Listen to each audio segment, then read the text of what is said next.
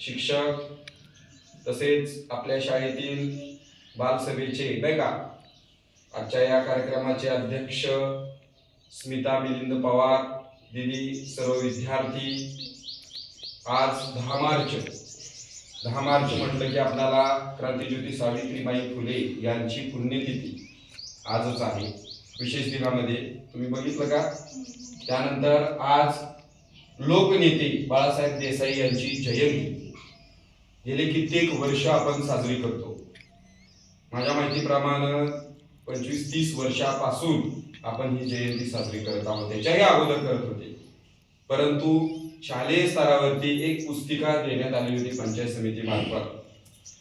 त्यावेळेला मुक्ताबाई बबन माळी बहुतेक त्याच्या अगोदरही सभापती होते आणि मग त्यावेळेला मग लोकनेते बाळासाहेब देसाई हे कोण बरं असा प्रश्न तुमच्या मनात आला असेल तर आपल्या पाटण तालुक्याचे भाग्य विधाते की त्यांना पदवी दिलेली आहे लोकनेते. लोकनेते कुणालाही म्हणत नाही, लोकांचा नेता.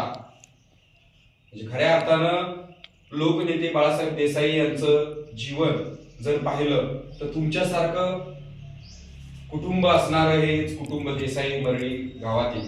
मरळी हे गाव कोंजवडे सारखं छोटस दुर्गम कोयना नदीच्या दक्षिण बाजूवर असणार. मग त्या ठिकाणी मरळीहून शिक्षण झालं त्यांचं आजोळ विहे नाही का मॅडम, विहे मधलं.